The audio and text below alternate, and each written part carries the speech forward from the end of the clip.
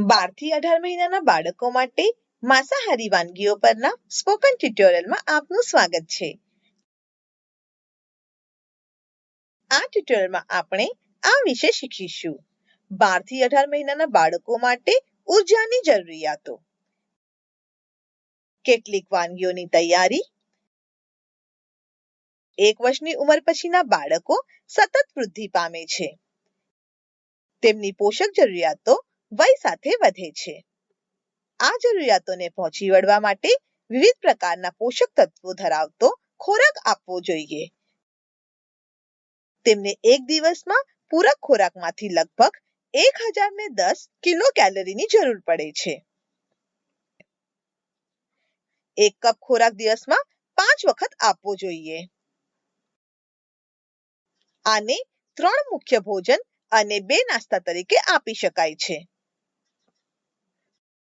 નોંધ કરો કે 1 કપ લગભગ 250 મિલીલીટર અથવા 16 ચમચા ખોરાક છે. હંમેશા યાદ રાખો કે ઘરે બનાવેલો તાજો ખોરાક બાળક માટે શ્રેષ્ઠ છે. જો બાળકના ખોરાકનો સંગ્રહ કરવો હોય તો કૃપા કરીને સુરક્ષિત સંગ્રહ પર અમારું ટ્યુટોરિયલ જુઓ. વધુ વિગતો માટે અમારી વેબસાઇટની મુલાકાત લો. અન્ય ટ્યુટોરિયલમાં પૂરક ખોરાક વિશે સમજાવવામાં આવ્યું છે. આ ટ્યુટોરિયલ્સ માટે કૃપા કરી અમારી વેબસાઇટની મુલાકાત લો. ચલો વાનગીથી શરૂઆત કરીએ. અમારી પ્રથમ વાનગી છે માખણ અને લસણવાળા ઝીંગા. આ વાનગી બનાવવા માટે જરૂરી સામગ્રી છે 80 ગ્રામ ઝીંગા, 1 ચમચી સમારેલું લસણ, 2 ચમચી ઝીણી સમારેલી કોથમીર, અડધું લીંબુ, 5 ચમચી કાળા મરી પાવડર, 1 ચમચી માખણ, સ્વાદ પ્રમાણે મીઠું. સૌપ્રથમ ઝીંગાને બરાબર સાફ કરીને ધોઈ લો. ઝીંગાનું માથું અને પૂંછડી દૂર કરો. ઝીંગાની પાછળની બાજુએ એક નાનો ચીરો કાળજીપૂર્વક બનાવવા માટે છરીનો ઉપયોગ કરો. પછી છરી અથવા તમારી આંગળીઓથી નસને બહાર કાઢો. આ બીજી બાજુ પણ કરો. એક વાસણમાં થોડું માખણ ગરમ કરો. ઝીણું સમારેલું લસણ ઉમેરો અને 1 મિનિટ સાંતળો. પછી તેમાં સાફ કરેલા ઝીંગા ઉમેરો અને ધીમી તાજ પર રાંધો. મીઠું, કાળા મરી પાવડર ઉમેરી બરાબર મિશ્ર કરો. ઉપર લીંબુનો રસ છાંટીને થોડી કોથમીરથી શણગારો. માખણ લસણ ઝીંગા તૈયાર છે. આગામી વાનગી છે ભરેલા ઈંડા. આ વાનગી બનાવવા માટે તમારે આપેલની જરૂર પડે છે 2 બાફેલા ઈંડા, 1 ચમચો જાડું દહીં, 1 ચમચો સમારેલા શિમલા મરચાં, 1 ચમચો સમારેલું ગાજર, અડધી ચમચી કાળા મરી પાવડર, સ્વાદ પ્રમાણે મીઠું. પ્રક્રિયા: બાફેલા ઈંડાને અડધા ભાગમાં કાપો. ઈંડાની જર્દીને અલગ કરો અને તેને વાડકામાં સ્થાનાંતરિત કરો. તેમાં ઘટ્ટ દહીં, શાકભાજી, મીઠું અને કાળા મરી પાવડર ઉમેરો. તમે બાળકને પસંદગીઓના આધારે અન્ય કોઈ મસાલા પણ ઉમેરી શકો છો. બધું બરાબર મિક્સ કરો અને ઈંડાની જર્દીને ચમચી અથવા હાથ વડે મેશ કરો. બાફેલા ઈંડાની સફેદી પર ફરીથી મિશ્રણ કરો. તેને સારી રીતે શણગારો અને બાળકોને પીરસો. અમારી ત્રીજી વાનગી છે સૂકા જીતાડા મસાલા. આ વાનગી બનાવવા માટે તમે કોઈ પણ સ્થાનિક રીતે ઉપલબ્ધ સૂકી માછલીનો ઉપયોગ કરી શકો છો. હું સૂકા જીતાડાનો ઉપયોગ કરીશ. જરૂરી સામગ્રી છે 20 ગ્રામ સૂકા જીતાડા, અડધી ડુંગળી, અડધું ટામેટું, લસણની કળી 2 થી 3, 4 થી 5 કડી પત્તા, 1 બીજ વગરની કોકમ અથવા આમલી. જરૂરી મસાલા છે 5 ચમચી હળદર પાવડર, 5 ચમચી લાલ મરચું પાવડર, 5 ચમચી ધાણા powder.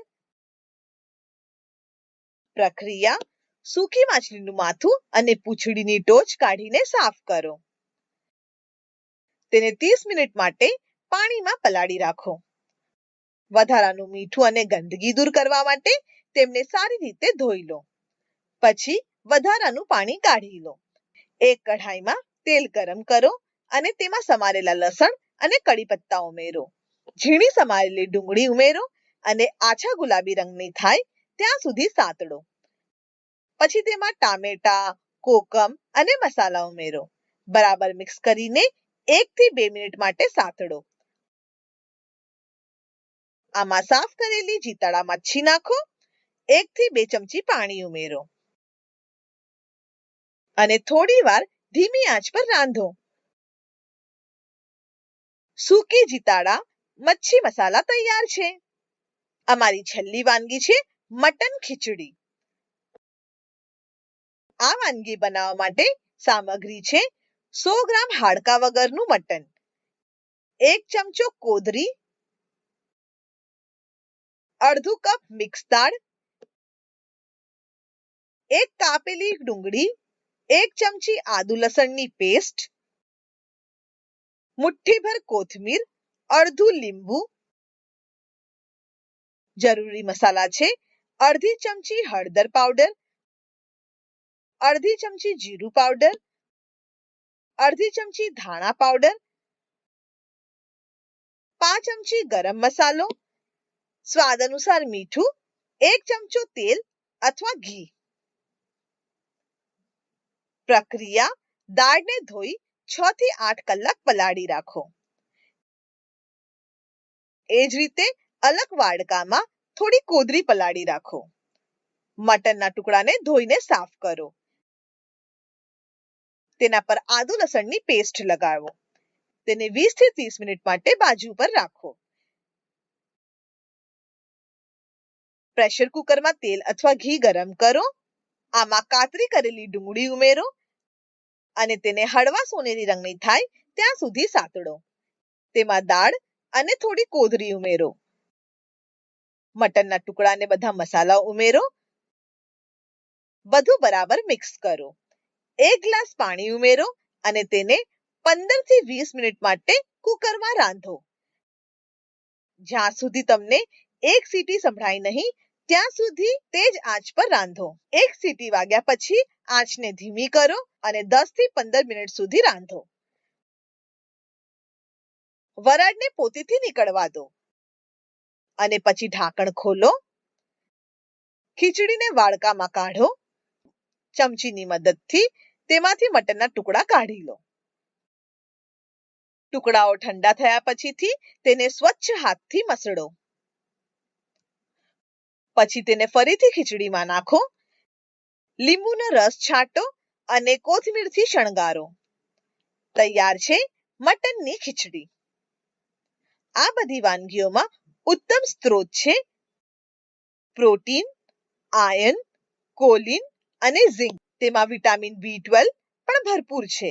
Vitamin D, folate, potassium અને મેગ્નેશિયમ. સારા સ્વાસ્થ્ય માટે બાળકના આહારમાં આ તમામ વાનગીઓનો સમાવેશ કરો. આ આપણને ટ્યુટોરિયલના અંતમાં લાવે છે. IIT બોમ્બે તરફથી ભાષાંતર અને રેકોર્ડિંગ કરનાર હું જ્યોતિ સોલંકી વિદાય લઉં છું. જોડાવા બદલ આભાર.